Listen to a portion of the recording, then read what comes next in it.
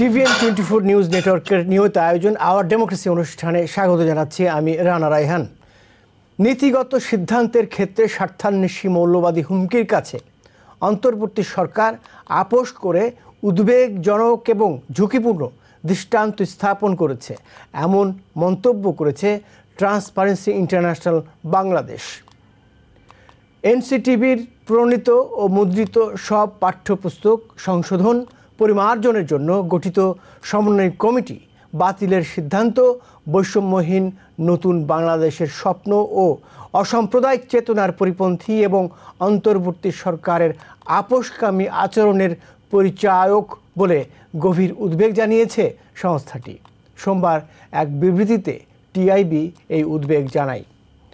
বলে রাখি, টিআইবি কোনো বিপ্লবী বা রাজনৈতিক কোনো সংগঠন না। যে বক্তব্য তারা দিয়েছে তাতে মনে হচ্ছে এটা কোনো রাজনৈতিক সংগঠন, বৈপ্লবিক সংগঠন।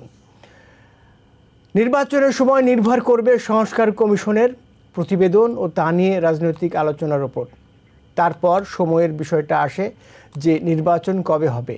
সোমবার রাজধানীর ফরেন সার্ভিস একাডেমিতে আয়োজিত সংবাদ সম্মেলনে প্রধান উপদেষ্টার প্রেস সচিব শফিকুল আলম এই কথা বলেছেন। তিনি আরও জানিয়েছেন যে 6টি সংস্কার কমিশন হয়েছে, সেই কমিশনের কার্যক্রম পুরোদমে শুরু হবে তখনই, তার আগে শুরু হওয়ার আগে রাজনৈতিক দলগুলোর সাথে উপদেষ্টা পরিষদের বৈঠক হবে, আলোচনা হবে, তারপর শুরু হবে।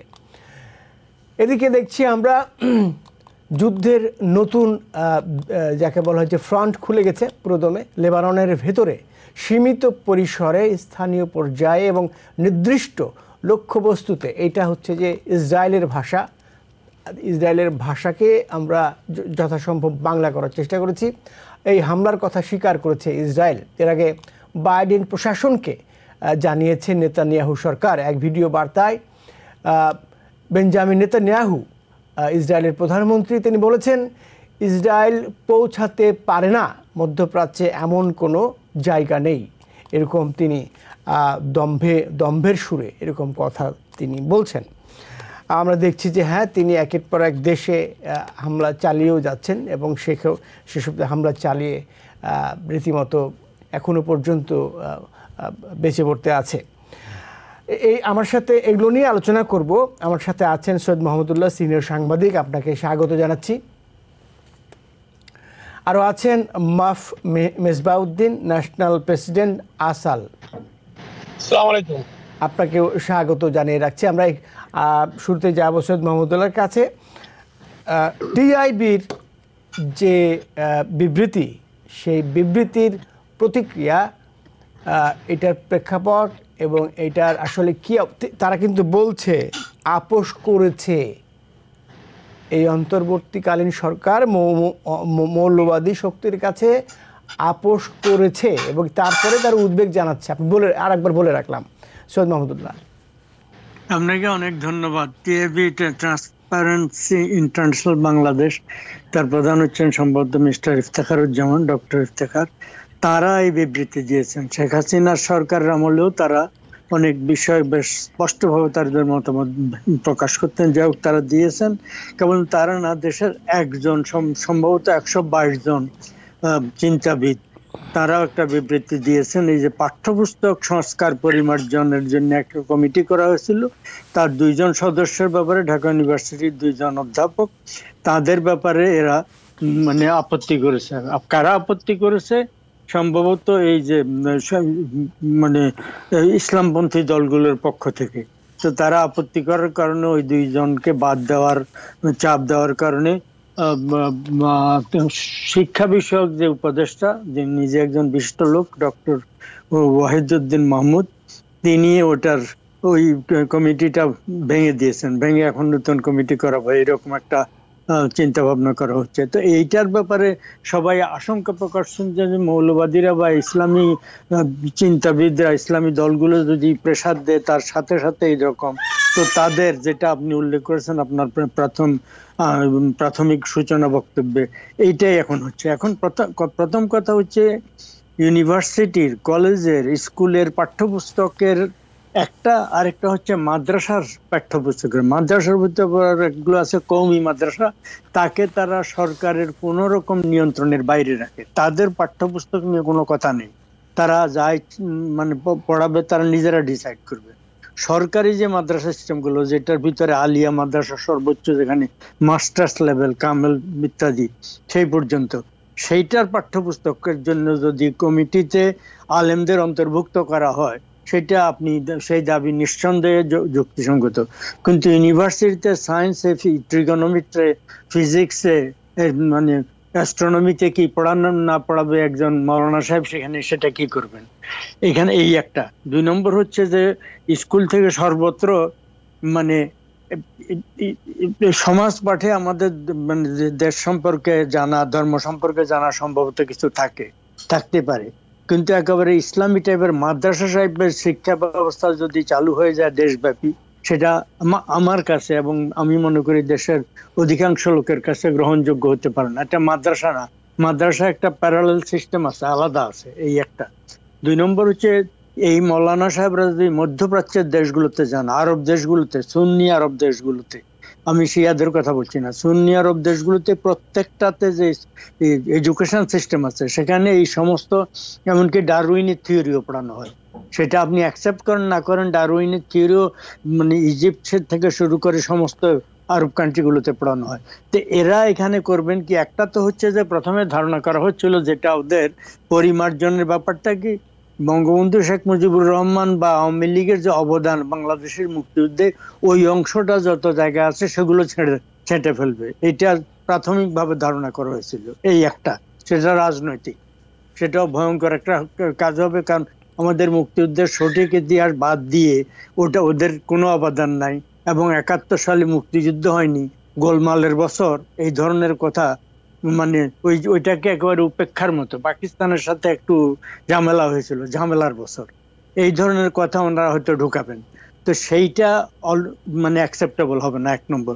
2 নম্বর, বাংলাদেশের কমিটমেন্ট হচ্ছে একটা অসাম্প্রদায়িক রাষ্ট্র তৈরি করা, একটা সমাজ ব্যবস্থা তৈরি করা। এমনকি ডক্টর ইউনূস তার প্রাথমিক যে সূচনা বক্তব্য, ভাষণ জাতির উদ্দেশ্যে, সেটাতেও তিনি বলছেন আমরা সবাই এক জাতি, ধর্ম বর্ণ নির্বিশেষে। তো এখন এই যে ধর্মীয় চরমপন্থীদের প্রেসারে মানে অ্যাডমিনিস্ট্রেশনের বিভিন্ন জায়গায় তারা বসে গেছেন। আমি যতদূর শুনেছি, দেশ থেকে যে খবর পেয়েছি, আমি তো নিউ ইয়র্কে থাকি, যে সেখানে আপনার বিএনপি পর্যন্ত আতঙ্কিত যে জামায়াতের লোকরা এবং কোন কোন স্থানে মানে অন্যান্য ধর্মপন্থীদের লোক বসে গেছে, হেফাজতের লোক। হেফাজত তো একজনকে তো মন্ত্রী করে দেওয়া হয়েছে। হিজবুত তাহরির মতো একটা মানে কয়েকটি দেশে নিষিদ্ধ একটা সন্ত্রাসী সংগঠন, সেটা এখন ওপেনলি কাজ শুরু করেছে। ফলে একটা ভয়ঙ্কর পরিস্থিতি সৃষ্টি হয়েছে, এটা মনে রাখা দরকার। কয়েক বছর আগে খালেদা জিয়ার দ্বিতীয় শাসন আমলে বাংলাদেশে একযোগে প্রত্যেকটি জেলা শহরে একটি ছাড়া একসঙ্গে একই টাইমে বোমা বিস্ফোরণ করে তারা তাদের জানান দিয়েছিল।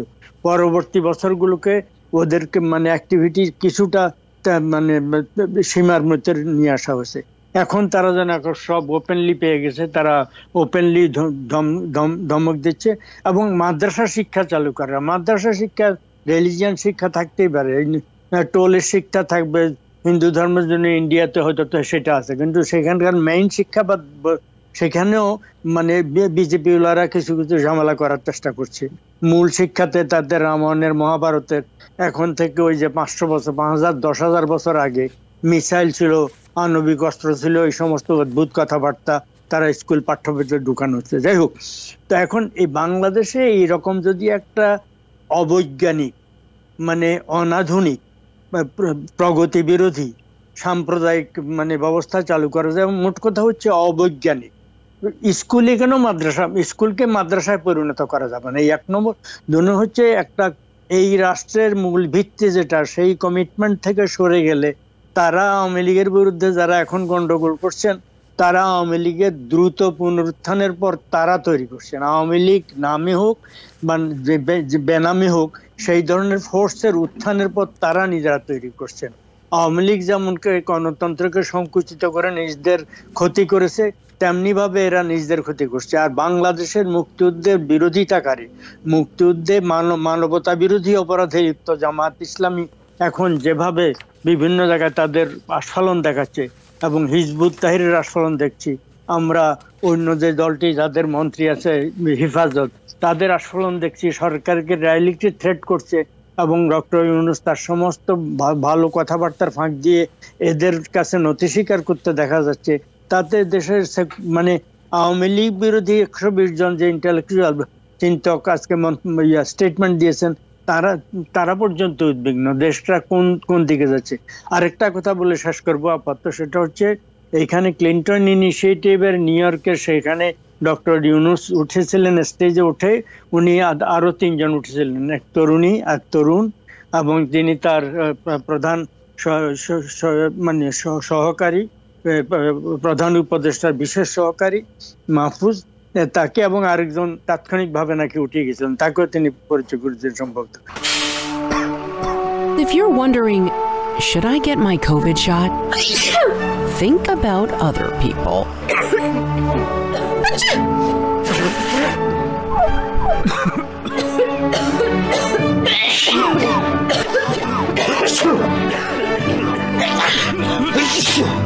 Set a date to get your COVID shot and RSV if eligible.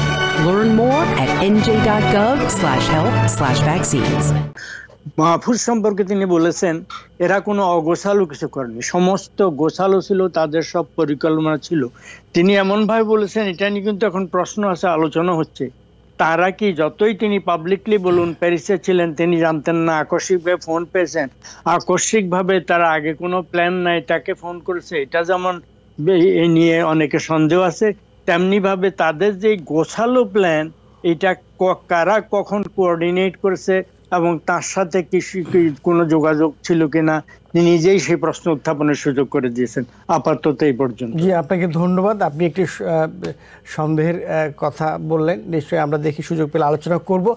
আমি যেতে চাই মেজবাউদ্দিনের কাছে। দেখেন, ডক্টর ইউনূস এনপিআর আমেরিকার একটি গণমাধ্যম তাদেরকে একটি সাক্ষাৎকার দিয়েছেন ডক্টর ইউনূস। সেখানে তিনি বলছেন যে একটি নতুন জাতির স্বপ্ন দেখছেন তিনি, বাংলাদেশকে নিয়ে বলছেন, এবং সেখানে একটি প্রসঙ্গ এসছে যে তিনি বলছেন, তাকে কোট করছি, আপনি পার্থক্য করতে পারবেন না যে তারা শেখ হাসিনার অনুসারী হওয়ার কারণে তাদের উপর হামলা হয়েছে নাকি তারা হিন্দু বলে তাদের উপর হামলা হয়েছে।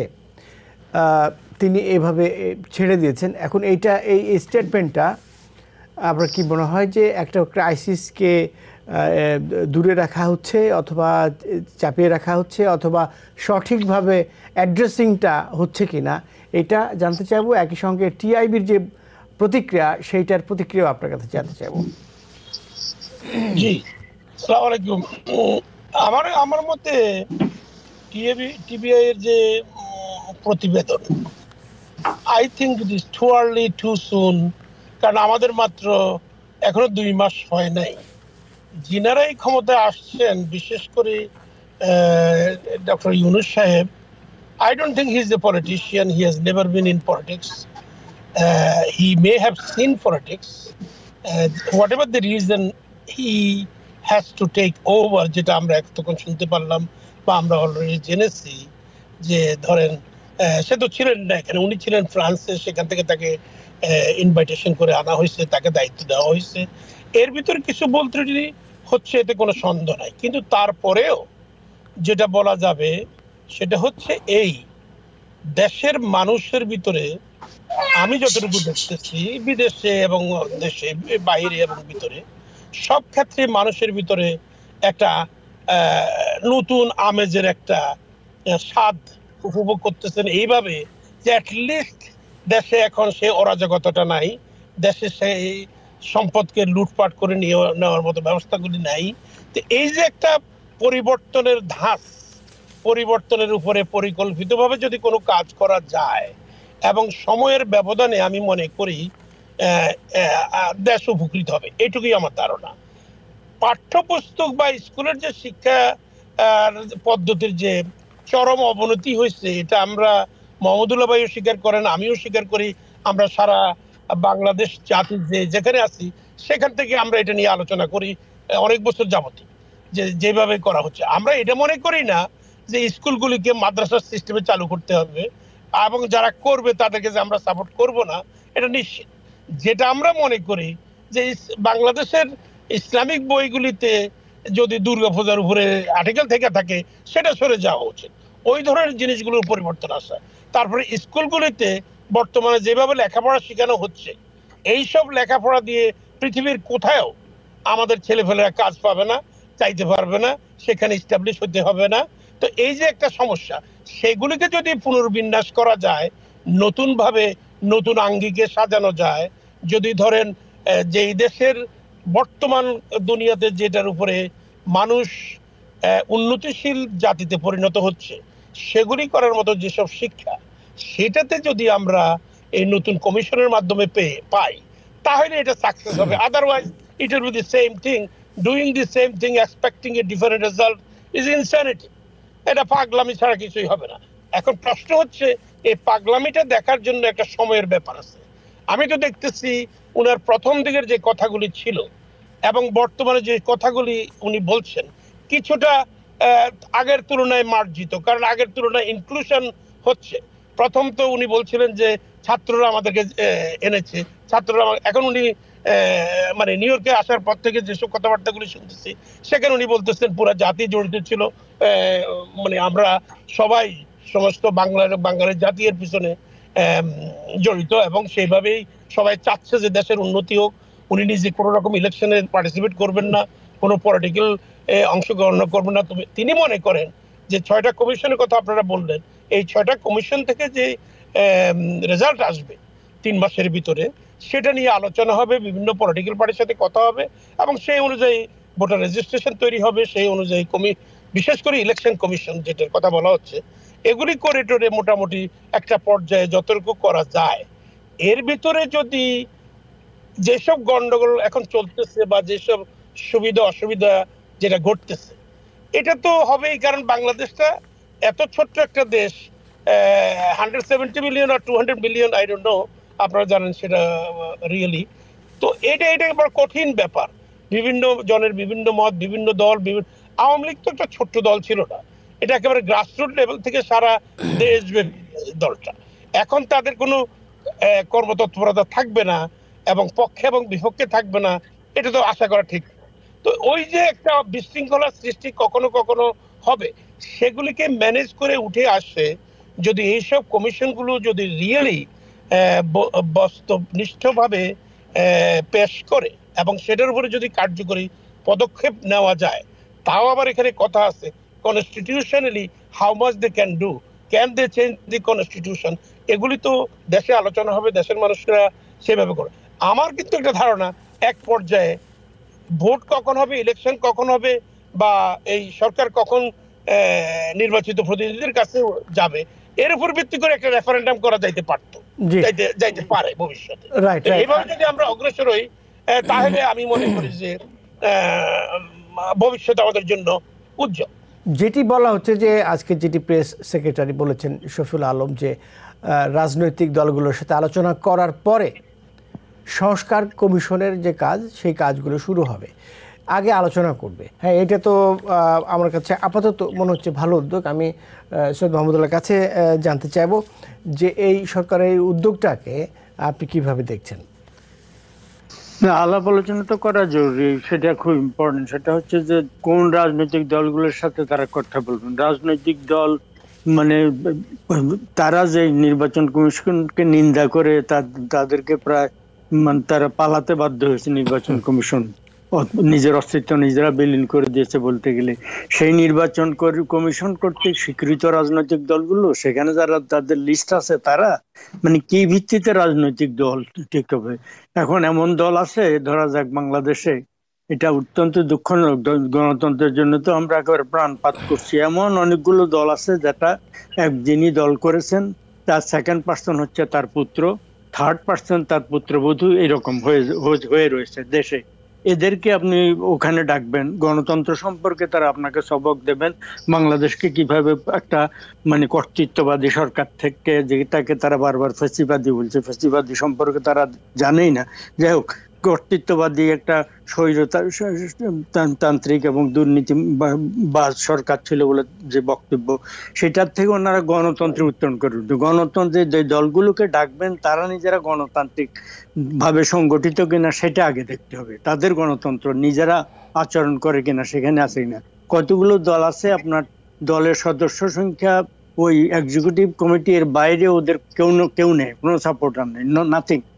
এই ধরনের দলগুলোকে আপনি ডাকবেন, কাদেরকে ডাকবেন সেটা একটা ক্রাইটেরিয়া। নাকি এই শেখ হাসিনার প্রথম আমলে প্রথম যে নির্বাচন মানে আগের সরকার শেষ মইনু আহমেদের সরকার যেই করেছিলেন, ফখরুদ্দিনের সরকার যে নির্বাচন করেছিলেন, যেটা খুব চমৎকার নির্বাচন, সেই নির্বাচনে যারা পার্টিসিপেট করেছেন যে সমস্ত রাজনৈতিক দল, কেবল তাদেরকে ডাকবেন। কাকে ডাকবেন, তার এই একটা ক্রাইটেরিয়া। এখানে আমার একটা প্রশ্ন আছে, আপনি যাদেরকে ছোট দল বলছেন বা যাদের সংখ্যায় কম সদস্য, তাদেরও তো একটা মত থাকতে পারে, তাদের নিশ্চয়ই থাকতে পারে, তাদেরকে সেরকম আপনার মত থাকতে পারে, সাইজে কম ছোট হইতে পারে, কিন্তু তাদের কথা তো গুরুত্বপূর্ণ হইতে পারে। নিশ্চয়ই তারা অনেকের কাছে। সেই জন্য আপনি ডাকলে বাংলাদেশের ধরা যাক চিন্তক যারা বুদ্ধিজীবী, আজকে আওয়ামী লীগ বিরোধী যে 122 জন বুদ্ধিজীবী বক্তব্য দিয়েছেন, তারা সবাই কিন্তু প্রতিষ্ঠিত বিখ্যাত লোক। তাদেরকে আপনি ডাকবেন। ইউনিভার্সিটির প্রফেসর যাদেরকে ডাকবেন, মানে অন্যান্য ইন্টেলেকচুয়াল, কাদেরকে ডাকবেন? কেবল রাজনৈতিক দল হিসাবে তাদেরকে ডাকবেন। অথচ এমন হতে পারে রাজনৈতিক দলের বাইরে দেশে চিন্তাবিদ অনেক আছেন, তাদেরকে ডাকবেন কিনা, অংশীজন কাকে রাখবেন, এই একটা কথা। তো এগুলো দেখতে হবে, ডাকাটা জরুরি আছে। একটা জরুরি প্রশ্ন যথার্থ বলেছেন যে আসলে কাদেরকে ডাকা হবে, কিন্তু যারা, আমি এখানে একটু অ্যাড করতে চাই যেটি, যে যারা স্পষ্টভাবে ফ্যাসিবাদের সাথে থেকে হত্যাকাণ্ড চালিয়েছে, প্রায় 1000 ছাত্র জনতাকে হত্যা করেছে, হত্যাকাণ্ডে হত্যাযজ্ঞে তারা ভূমিকা রেখেছে প্রত্যক্ষভাবে পরোক্ষভাবে, যারা কয়েক হাজার মানুষের আহত করেছে, তাদেরকে পঙ্গুত্ব বরণ করতে হয়েছে, অন্ধ হয়ে গেছে। আপনারা নিশ্চয়ই এই ছবিগুলো দেখেছেন, তো তাদের সাথে নিশ্চয় সংলাপের পক্ষে আপনি থাকবেন না? না, নিশ্চয়ই না। যাদেরকে আপনি মনে করেন যারা এই মুহূর্তে, নিশ্চয়ই আমরা ধারণা করব না, আশাও করব না যে তারা আওয়ামী লীগকে ডাকবেন।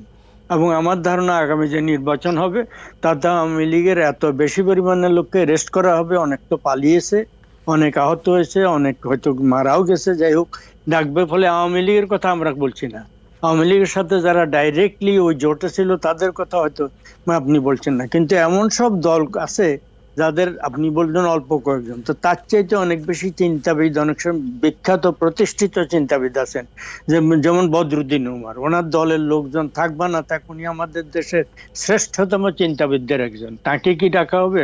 সলিমুল্লাহ খান কি ডাকা হবে? আনন্দ মোহাম্মদকে কি ডাকা হবে?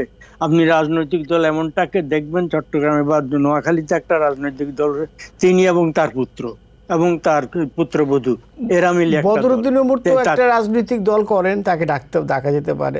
আমি জানি না ডাকবে কিনা সরকার। যাই হোক, যাদেরকে ডাকুক, তো এটার পরবর্তীতে তারা কমিশনগুলোর মিটিং করবেন। এবং তিনি এখন যে নতুন যে রূপরেখা আমরা দেখছি, আরো 4টা কমিশন তিনি করবেন। 6টা হয়েছে, আরো 4টা। সেটাও আমি গতকালকে দেশের 2-3টে পত্রিকায় দেখেছি। আরো 4টা 10টা কমিশনের, এগুলোকে ওনার অন্য নিউ ইয়র্কে বা কোথাও নিয়ে আরেকটা বক্তব্য দিয়েছিলেন, সেখানে ডিসেম্বরের মধ্যে এদের এই আলোচনার পরে, ডিসেম্বরের মধ্যে ওদের রিপোর্ট ওনারা আশা করবেন। তারপরে সেটার রিপোর্ট পাওয়ার পরে আবার দ্বিতীয় দফা আলোচনা হবে। সেই আলোচনার পরে তারা মানে একটা নির্বাচন দেবেন। তো আমার কাছে টাইম লাইন দেখে মনে হচ্ছে আগামী বছর শীত থাকতে থাকতে ভয়ঙ্কর গরম আসার আগে সম্ভবত মার্চ মধ্যে। আর আরেকটা অত্যন্ত গুরুত্বপূর্ণ ইঙ্গিত মানে আর্মি চিফ দিয়েছেন যে 18 মাস পর্যন্ত মানে তারা তাদেরকে নিশ্চয়ই এই ধরনের একটা আইডিয়া দিয়েছেন। তো 18 মাস যদি হয় তাহলে মানে আগামী বছর অগাস্ট পর্যন্ত হয়ে যাবে 12 মাস, তারপরে পরবর্তী বছরের যে এপ্রিল মে পর্যন্ত টাইম পাবেন। তো দেখা যাক কখন কি হয়। আমি আশা করব আর একটা কথা মির্জা ফখরুল যে কথা বলেছে না বিএনপির, আমি সেটা নিজে সমর্থন করি। সেটা হচ্ছে এই সরকার এই যে কনস্টিটিউশন রিরাইট করা বা নতুন কনস্টিটিউশন, একটা হচ্ছে সংশোধন এগুলো লেখা, আর একটা হচ্ছে রিরাইট করা। এই অথরিটি এই সরকারের, সেটা নিয়ে প্রশ্ন উত্থাপন হতে পারে। সেটা বরং সুষ্ঠু নির্বাচনের মাধ্যমে নির্বাচিত একটা সংসদ যদি সেটা আলোচনা করে, সে মানে যে সমস্ত সংশোধন দরকার, সম্ভবত সেটা বেটার হবে বলে আমার ধারণা। কিন্তু সেটা মানে আগামী। আর এই আপনার যে কনস্টিটিউশন লেখার জন্য যে কমিশন বানিয়েছে প্রফেসর আলী রিয়াজ, তিনি একটা কথা বলেছেন এবং আরো দুই একজন বলেছেন যে 72 সালে যে সংবিধান করেছিল, যারা করেছিল পাকিস্তান গণপরিষদ এবং পূর্ব পাকিস্তান অ্যাসেম্বলির জন্য নির্বাচিতরা নিজেদেরকে কিভাবে তারা বানালো, মানে কনস্টিটিউশন বানানোর জন্য, তারা কেউ বাংলাদেশের স্বাধীনতার ঘোষণাপত্র দুঃখজনকভাবে পাঠ করেননি এপ্রিলে, মানে 1971 সালে, যেটা মানে ইয়াতে মুজিবনগর পরে যেটা নাম দেওয়া হয়েছিল, সেখানে যেটা পাঠ করা ছিল 17 এপ্রিল, সেই ঘোষণাপত্রে স্পষ্টভাবে তারা উল্লেখ করেছেন ওই দুই জায়গা সেন্ট্রাল এবং প্রভিন্সিয়ালকে কম্বাইন করে আমরা এটা গণপরিষদ ঘোষণা করছি, কারণ এটা ওরা অধিবেশন না ডাকার কারণে আমাদের উপরে মানে সামরিক অভিযান চালানোর কারণে একটা নতুন পরিস্থিতি সৃষ্টি হয়েছে, বাঙালি জাতির বিরুদ্ধে তারা যুদ্ধ ঘোষণা করেছে, ফলে এটা রেসিস্ট করার জন্য আমরা স্বাধীনতার ঘোষণা করা হয়েছে। এবং সেটা ফলে গণপরিষদ তখন ঘোষণা করা হয়েছিল, এবং গণপরিষদ সেটা একটা successful revolution, not rebellion, revolution.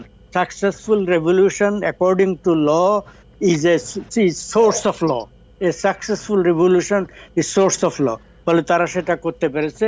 আমি আশা করব যে কনস্টিটিউশন রিরাইট করার কথা যারা বলছেন তারা এটা নিজেদেরকে অবহিত করবেন যে গণপরিষদ তখন হয়েছে। জি, আপনাকে ধন্যবাদ, যথার্থ বলেছেন। দেখেন, যে সরকার ক্ষমতা নিয়েছে সেই সরকারে তো একভাবে সংবিধানে নেই যে এইভাবে কেউ ক্ষমতায় থাকতে পারে, ফলে সংবিধান বহির্ভূতভাবে তো সরকার আছে। ফলে এই সরকার তো এখানকার মানুষের, জনগণের, ছাত্রদের সমর্থনে এই সরকার গঠন হয়েছে। ফলে এইখানে তো নতুন করে কারো কাছ থেকে বৈধতা পাওয়ার, কর্তৃত্ব পাওয়ার ইত্যাদির দরকার আছে বলে মনে হয় না। এই সরকার জনগণের স্বার্থে, ছাত্রদের স্বার্থে, এই দেশের মানুষের স্বার্থে কাজ করবে, এটাই যারা বিপ্লব করেছে বা গণ অভ্যুত্থানে অংশ নিয়েছে তারা আশা করে। আমরা একটা বিরোধী থেকে ফিরে আসি, ফিরে এসে আমি মেজবাউদ্দিনের কাছে যাব। আরও কয়েকটি প্রসঙ্গ আছে, লেবানন প্রসঙ্গ আছে, আরও কয়েকটি, আপনারা সবাই সাথেই থাকবেন। দর্শক, আপনারা যারা অনুষ্ঠানটি দেখছেন আশা করছি ভালো লাগছে। আমরা একটু পরে ফিরে আসছি। If you're wondering, should I get my COVID shot? Think about other people.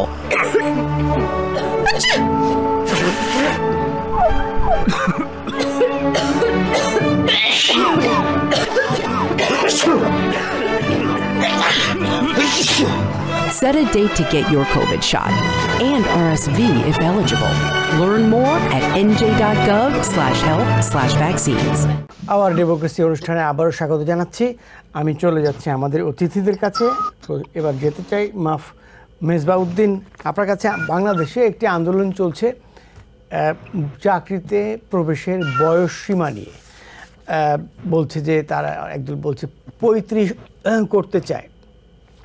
অর্থাৎ একটি গ্রুপ আছে যাদের বয়স এখনও 35 হয়নি বা নিচে আছে, তারা চাকরিতে প্রবেশের, সরকারি চাকরিতে প্রবেশের সুযোগ চায়। কিন্তু আপনাকে বলে রাখি যে দেখেন, আমেরিকায় আপনি নিশ্চয় জানেন যে আমেরিকায় চাকরিতে প্রবেশের নির্দিষ্ট বয়স যেমন নাই, অর্থাৎ মিনিমাম বয়সটা থাকে যে মিনিমাম 18 এর উপরে হইতে হবে, এবং অবসরের বয়সও সম্ভবত নাই। এরকম দেশ আছে আরও, ইউনাইটেড কিংডম বলা যায় এরকম দেশ। জাপান একটু বেশি, 35-40 বছর তারা ঢুকতে পারে। জার্মানিতেও প্রায় একই, অফিসিয়াল কোনো ম্যাক্সিমাম এজ নাই চাকরিতে ঢোকার। অস্ট্রেলিয়াতে এরকমই। আপনার কি মনে হয় এইটা, এই আন্দোলনটার যৌক্তিকতা কতখানি, এবং একই সঙ্গে এই যে চাকরিতে প্রবেশের যে বয়সসীমা সেইটার আসলে থাকা উচিত কিনা? জি, আমি দর্শকদের কাছ থেকে একটু ক্ষমা চেয়ে নিচ্ছি। আমি গাড়ির ভিতরে, যার জন্য হয়তো আমার কথাবার্তা বা অ্যাপিয়ারেন্স বোঝা যাচ্ছে না ভালোভাবে। আমি বুঝতে পারছি। বিষয়টা আমি একটু ওই যেটা আগের প্রশ্নটা ছিল, ছোট ছোট দলগুলিকে আলোচনা করবে কিনা, বিষয়টা একেবারে সহজভাবে দেখতে হবে এইভাবে। বাংলাদেশের বৃহত্তর দলগুলি যেগুলি ছিল, অফকোর্স আওয়ামী লীগ, বিএনপি, জামাত ইসলাম, এরপরে যশোদ পাশদ যারা আছেন আর কি। তো এখন আওয়ামী লীগের বিষয়ে তো আমরা বললাম তারা ক্ষমতাধর ছিল, তাদের মধ্যে সময় ঘটনা ঘটছে, তারা হয়তো এখন যে পর্যায়ে আছে সেখানে হয়তো একটা ভিন্ন প্রশ্ন। কিন্তু বাকি যতজন মাহমুদুল ভাই যেভাবে বলছেন, আমি মনে করি যে আমাদের দেশে জ্ঞানী লোকের, আমাদের দেশে এই ধরনের উপদেষ্টা হওয়ার মতো অনেক লোকই ছিলেন, আছে, কিন্তু সবার কাছ থেকে যতটুকু সম্ভব। তবে এটা যদি সারা বছরের একটা প্রচেষ্টা হয়, কেবল সবার মতামত নিতে নিতে দেখা গেল যে সময়ই শেষ হয়ে যাচ্ছে।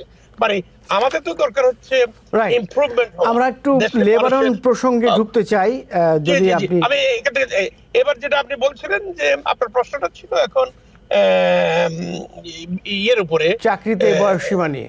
চাকরিতে বয়সের, আমি এটা সবসময় মনে করি, আপনি তো জানেন আমি এখানে একটা লেবার ইউনিয়নের প্রেসিডেন্ট আজকে অনেক বছর। আমেরিকাতে এবং অল ডেভেলপড কান্ট্রিতে কিন্তু বয়সের কোনো ঢুকারও সময়সীমা নাই, যাওয়ারও কোনো সময়সীমা নাই। আমি ধরেন বর্তমানে 70-তে আমি এখনো কাজ করতেছি, এবং আমি যদি 90 পর্যন্ত বেঁচে থাকি আমি তখনও কাজ করতে পারবো, এটা কোনো ব্যাপার না। এবং বাংলাদেশের প্রেক্ষাপটটা আরো ভিন্ন। গত 15 বছরে তো লোকেরা চাকরি পায় নাই, এর আগে থেকেও আমাদের বেকারের সংখ্যা অনেক বেশি। আই থিঙ্ক এজ লিমিটই থাকা উচিত না। Any age you can come to job. পরে পেনশনের জন্য, কোয়ালিফিকেশনের জন্য বা provident fund, whatever we have back home, এখন কি সোশ্যাল সিকিউরিটি সিস্টেম আছে কিনা আমি জানি না, এইসব মিলে যদি কোনো আইন কানুন করতে চায় যে তুমি যদি 50 ইয়ার্স এজে ঢুকো তাহলে তোকে 15 বছর কাজ করতে হবে পেনশন পাইতে, ওই ধরনের একটা রুলস রেগুলেশন যদি করা যায় সেটা ভালো হবে। আমি মনে করি এই দাবির পিছনে যুক্তি আছে। হাজার হাজার ছেলে পেলেরা বাংলাদেশে, ছাত্রছাত্রীরা, আমাদের সন্তানেরা যাদেরকে রেখে আসছেন আপনারা, এরা অনেকেই বেকার। এখন বেকারত্বের মাধ্যমে দেশের ইকোনমিকে গড়ে তোলা সম্ভব হবে না খুব ভালো করে, কারণ আপনি তো ফাইন্যান্সিয়াল এইড নিয়ে একটা দেশ চালানো যাবে না যতক্ষণ পর্যন্ত আমাদের লোকেরা সম্পূর্ণ না হয়, আমাদের লোকেরা নিজেদের পায়ে দাঁড়াতে না পারে। তো সেদিক থেকে এটা অত্যন্ত গুরুত্বপূর্ণ বিষয়, এটাকে খুবই কনসিডার করা দরকার। এবং সরকারি প্রচেষ্টায় এবং প্রাইভেট সেক্টরে যত কোম্পানিগুলি আছে এখানে প্রচুর ইন্টার্নশিপ শুরু করা দরকার, কারণ এই জন্য যে ইন্টার্নশিপ করে ট্রেনিং পেয়ে ওই ধরনের বিজনেসগুলির সাথে জড়িত হয়ে অনেকেই আবার নতুন বিজনেস শুরু করতে পারবে। আমি মনে করি সমস্ত জাতির যার যেখানে যে যেটুকু ক্ষমতা আছে সবাই মিলে যদি এখন সবাইকে সাহায্য করে এবং সবাইকে এইভাবে বুকে টেনে নেয়, তাহলে আমাদের দেশের এখনই সেই ব্যবস্থাই হওয়া দরকার। কারণ শুধু সরকারও সবাইকে চাকরি দিতে পারবে না, প্রাইভেট সেক্টর যদি শুধুমাত্র তাদের প্রফিট নিয়ে চিন্তা করে আর কোম্পানিকে এক্সপান্ড করার চিন্তা করে না, কিভাবে মানুষকে হেল্প করা যাবে, কিভাবে শিক্ষিত যুবকদেরকে কাজে লাগানো যাবে বা ব্যবসা বাণিজ্য শুরু করা যাবে, আমি মনে করি সেই সব পরিকল্পনা ইভেন এই সরকারের থাকা উচিত। আপনাকে ধন্যবাদ। আমি একটু লেবানন প্রসঙ্গে যাব। লেবাননে আজকে আমরা দেখলাম যে সীমিত পরিসরে হামলা, স্থল অভিযান, তারা বলছে স্থল হামলা শুরু হয়েছে। এইটা আসলে কি দেখছেন? পশ্চিমা দেশগুলো, আমেরিকা বা ইউরোপের দেশগুলো কি বলছে? সৈয়দ মাহমুদুল্লাহ। একটা লিমিটেড হামলা করবে এইটা এই একটা, তারপরে এর আগে তারা যেটা করেছে, তারা গাজায় হামলা করার পরবর্তীতে মানে হেজবুল্লাহ, তাদের বিরুদ্ধে হেজবুল্লাহ, ইয়েমেনের হুতিরা, তারপরে সিরিয়াতে এবং ইরাকে যে সমস্ত মিলিশিয়া প্যালেস্টাইনদের সমর্থন করে তাদের উপরে আক্রমণ করেছে। মানে ইরানের ভিতরে গিয়ে প্যালেস্টাইন একজন নেতাকে খুন করেছে। ইতিপূর্বে হাসান নাসরাল্লাহকে কিল করলো 2 দিন আগে, তার আগেও সেখানে আরো অনেককে তারা মেরে ফেলেছে। এবং গত কয়েকদিন অভিযানে তারা হেজবুল্লাহ লিডারশিপের প্রায় অনেককেই মেরে ফেলেছে। এবং লেবাননের একটা অংশকে, ইসরায়েল সীমান্তবর্তী মানে লেবাননের প্রায় 1/4 অংশ এখন ব্যাপক ধ্বংস চালিয়ে যাচ্ছে তারা ইয়ের আগেই, ল্যান্ড ইনভেশন মানে হচ্ছে যারা দখল করে রাখবে। কতদিন দখল রাখবে এর আগে 82 সালে ওই যে আরেক ইয়া ছিল ভয়ঙ্কর লোক, মানে শ্যারন এবং বেগিন, তাদের সময় সেখানে ইনভেড করে তাদের মানে রিফিউজি ক্যাম্পগুলো ধ্বংস করে ফেলেছিল, বিশাল ক্ষতি করেছিল, অনেক বছর তারা সেখানে ছিল। যাই হোক, এখানে আবার যাবে এবং আমার ধারণা লেবাননে তারা দীর্ঘমেয়াদী থাকার প্ল্যান নিয়ে যাচ্ছে। এই একটা কেন সবকিছু মিলিয়ে যেটা মনে হচ্ছে, এই যে সফেন আপ করে বলে, ইংরেজিতে একটা শব্দ আছে সফেন আপ, মানে দুর্বল করে রাখা তাদের মানে জিনিসগুলোকে। ইরানের যে সাপোর্ট গ্রুপগুলো, হেজবুল্লাহকে শেষ করে দেওয়া হচ্ছে, গাজাতে তো ওটা হামাস, তারা প্যালেস্টাইনি, এট দি সেম টাইম ইরান সমর্থিত, তাদেরকে শেষ। তারপরে আপনার ইরাকে, সিরিয়াতে ইরানে হুতিদেরকে, এগুলাকে প্রায় মানে ধ্বংসের কাছাকাছি নিয়ে গেছে। পুরো ধ্বংস কখনো কেউ করতে পারে না, করে পুরো জিনিসটা এমন ভাবে যে প্ল্যান হচ্ছে। এবং এই আজকে লেটেস্ট একটা খবর দেখলাম, ইরানের যে ধর্মীয় নেতা, ইরানের যে মানে ধর্মীয় নেতা, রাষ্ট্রের প্রধান নিয়ামক, তিনি রাষ্ট্রের গার্ডিয়ান, ইমাম খামেনিকে অজ্ঞাত স্থানে ট্রান্সফার করেছে তারা, কি আশঙ্কায় যে ইরান হয়তো তাকে খুন করতে পারে, না ইসরায়েল খুন করতে পারে, এই আশঙ্কায়। ফলে ওভারঅল যেটা মনে হচ্ছে, তারা এগুলা করে আশা করছে ইরানকে কোনোভাবে মানে উত্তেজিত করে তারা যেন কোনো পাল্টা স্টেপস নেয়, এইটা আশা করছে তারা। লিমিটেড যদি কোনো একটা স্টেপ নেয়, কোনো একেবারে অত্যন্ত ন্যূনতম কিছু স্টেপ নেয়, তাতে ইরানের উপরে আক্রমণ চালা বললে আমার ধারণা। একটা তথ্য আপনাকে দিয়ে রাখি, এই সরকারে বাইডেন যে ব্যক্তিটি এখন এই দেশের রাষ্ট্রপতি পদে আসীন আছে, এই লোক, এই সরকার ওদেরকে, ইসরায়েলকে কয়েক স্কোয়াড্রন F-35 জঙ্গি বিমান দিয়েছে। F-35 জঙ্গি বিমান তারা লেবাননেও ব্যবহার করে নাই, সিরিয়াতে ব্যবহার করে নাই, মানে ইরাকে ব্যবহার করার দরকার নেই। ওইটা হচ্ছে সর্বাধুনিক সবচেয়ে ক্ষমতাধর মানে যুদ্ধ বিমান। সেটা কি জন্য দিয়েছে সম্ভবত, এবং তারা নিজেদের মানে একটা ডিফেন্স গ্রুপ ওখানে মানে নিয়ে রেখেছে, এয়ার ক্যারিয়ার, যেটা এয়ারফোর্স ক্যারিয়ার। এখন এই মুহূর্তে air force career Lincoln, Abraham Lincoln ওখানে আছে। তাদের একটা বিরাট নৌবহর যুক্তরাষ্ট্রের ওখানে আছে, এবং সাম্প্রতিককালে ওদের যে সৈন্য সমস্ত বিভিন্ন এলাকা আছে এবং ওখানে যা অলরেডি আছে তার বাইরে নতুন সৈন্য তারা পাঠিয়েছে।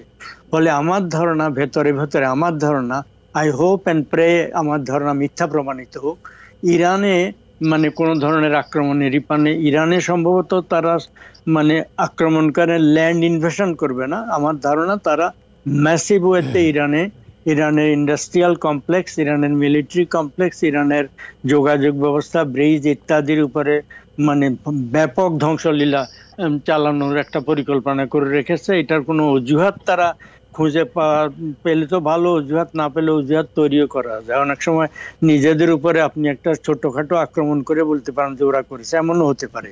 তো যাই হোক, মানে আলামত অত্যন্ত আতঙ্কজনক বলে মনে হচ্ছে। আর একটা কথা কি আমাকে বলতে সুযোগ দেবেন, ডক্টর ইউনূস যে কথা বলছেন সংখ্যালঘুদের উপরে অ্যাটাক সম্পর্কে, সেটা আমি নিন্দনীয় মন্তব্য বলে মনে করি। এই কারণে যে আওয়ামী লীগের সমর্থক হওয়ার কারণে, আওয়ামী লীগের সমর্থক হয়ে তারা খারাপ কাজ করা এক কথা, কিন্তু স্রেফ হিন্দুরা আওয়ামী লীগের সমর্থক, এই কারণে তাদেরকে টার্গেট যদি করা হয়ে থাকে, তার কথার ভিতরে সেটা আওয়ামী লীগের সমর্থক হওয়ার কারণে। এই কথা, আওয়ামী লীগকে সমর্থক হওয়ার কারণে যদি হিন্দুদের উপর অ্যাটাক হয়ে থাকে, সেটা ইনডাইরেক্টলি উনি জাস্টিফাই করেন, এটা দুঃখজনক। ওনার মুখ থেকে এটা আশা উচিত। সৈয়দ মাহমুদুল্লাহ, দেখেন প্রতি বছরই আমরা দেখি যে এই দুর্গাপূজার সময় আগে পরে প্রতিমা ভাঙচুর করা হয়, আওয়ামী লীগের আমলে মোটিভ সবসময় হয়ে থাকে। এটা যে এই বছরও হয়েছে, তবে হ্যাঁ ম্যাসিভ আকারে এখানে সাম্প্রদায়িক দাঙ্গা সেই অর্থে হয়নি।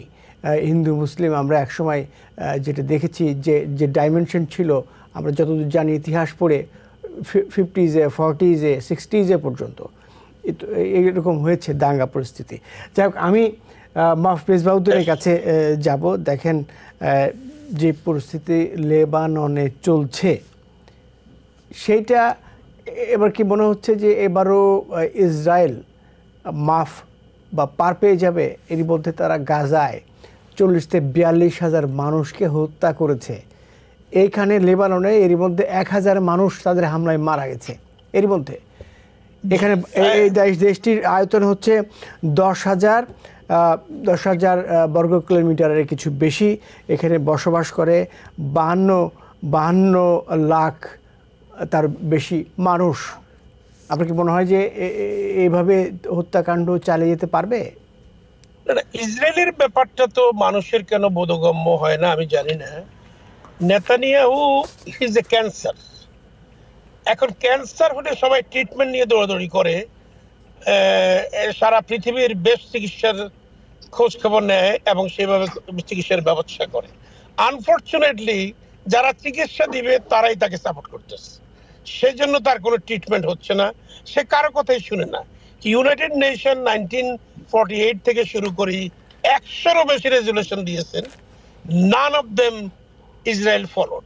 The reason is that they can do that because US has a veto power, England has veto power, and then of course the other follows. Sometimes China maybe differ a little bit here and there. Russia also does that, but that's not enough. One is enough to stop everything. তো এখন যেটা হচ্ছে, আবার at the same time মুসলিম কান্ট্রিগুলি যে কয়টা ওই এলাকাতে আছে এদের ভিতরে যে ঐক্যতা থাকা দরকার, যেভাবে এটাকে প্রথম থেকে মোকাবেলা করা উচিত ছিল সেইভাবে মোকাবেলা করার কোনো রকম প্রস্তুতি ছিল না এবং নিন্দাও জানায় নেই। এই যে একটা সমস্যার মধ্যে আমার মনে হয় আমরা আমেরিকাতে 6 মাস আগে যেরকম স্টুডেন্টদের বিভিন্ন আইভি লীগ থেকে শুরু করে প্রত্যেকটা স্কুল কলেজে যে আন্দোলন আমরা দেখছি ছাত্রদের মধ্যে, এরা যখন এখন থেকে 10-15 বছর পরে ক্ষমতায় আসবে এদের মধ্য থেকে হয়তো আমেরিকান পলিসি চেঞ্জ হবে। Until then nothing will change. Israel is going to do everything they want to do. Netanyahu has to stay in his power, and this is the only way. সবগুলো puppet সরকার এইভাবেই থাকবে যতদিন না নতুন নেতৃত্ব আসতেছে। আমি মধ্যপ্রাচ্যের একটা দেশকে পাপেট সরকারই বলবো। পলিসি কখনো চেঞ্জ হবে না আমেরিকার until this young generation that we saw protesting on a daily basis, when they come into power slowly and surely from 15 to 20 years now.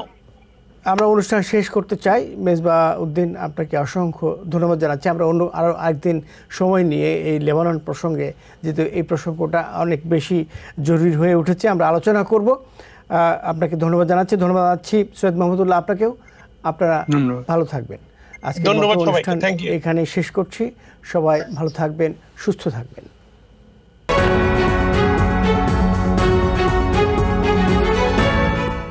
TBN 24 television দেখতে আজই কল করুন 7187776556। লগ ইন করুন www.totalcablebd.com।